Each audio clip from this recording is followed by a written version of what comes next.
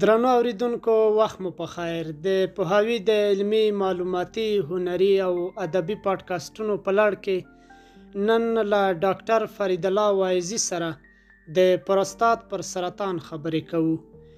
ډاکټر صاحب سلامونه، وخت مو په خیر.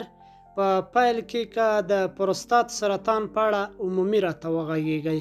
د پروستات سرطان یا پروستات کانسر چې د نارینه و یوه جدي ستونزه یا یوه جدي ناروغي بلل کېږي، چې معمولا د پروستات غدې چې د تناسلي سیستم یوه برخه ده په حجرو کې منځته راځي، یعنی د پروستات د غدې حجرې موقع کېږي په د مریضۍ کې.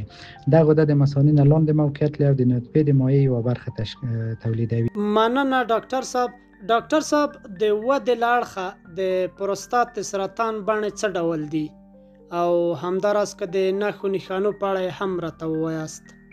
د پروستات سرطان چې د ویده ډېر آهسته وده کوي، کرار غټیږي. اکثره ډولونه یې ورو ورو وده کوي، یعنې ورو ورو غټیږي، خو ځینې یې بیا چټک پرمختګ هم کوي.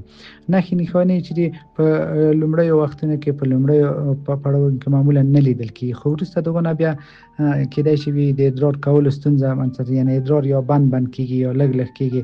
په ادرارو کې کېدای شي وینه پیدا شي، د ورانو یا د کوناټیو د حصې دردونه پیدا شي، کېدای شي جنسي ضعیفوالی په مریضانو کې منځته راشي، جنسي ضعیفي راشي منځته. خیر اوسئ ډاکټر صاحب. ډاکټر صاحب، د پروستات د سرطان عوامل به څه وي؟ مطلب کوم خلک ډېر پرې اخته کېږي؟ عوامل یې چې دي معمولا د خطر عوامل یې چې دي چې ډېر د خطر سبب کېږي، هغه د عمر زیاتوالی دی، په ځانګړي ډول د 50 کالو څخه پورته والی. هغه مریضان چې 50 کالو څخه پورته وي په دوی کې کېدای شي سرطان د پروستات منځته راسي.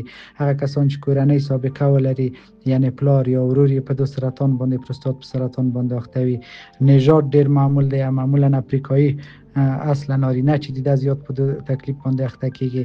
او بل د خوړو رژیم دی، بعضې کسان چې د غوړیو نه زیات استفاده کوي هغه کېدای شي په دو مریضۍ باندې اخته شي.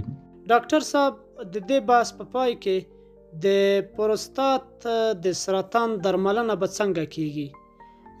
مطلب کوم تدابیر شته، کوم داسې څه دي چې له دې ناروغۍ څخه د ځان ژغورنې لپاره مهم بلل کېږي؟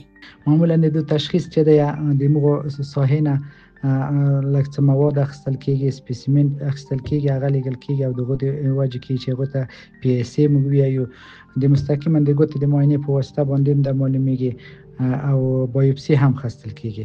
نو بایوپسي یعنې د حجرو نه یوه نمونه اخیستل کېږي، نو د هغو په واسطه هم دغه معاینات کې یعنې هغه تشخیص کېږي چې د پروستات سرطان دی که نه دی.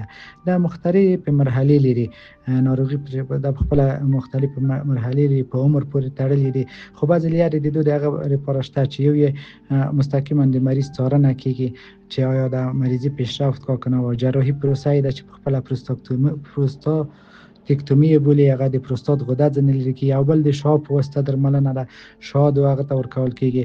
بل یې هورموني درملنه ده، کېدای شي د بعضې هورمونونه ورته ورکړل شي تر څو هغه کړي. بل کیموتراپي ده، کیموتراپي یو رقم واکسین دی، دغه واکسین ورته ورکول کېږي.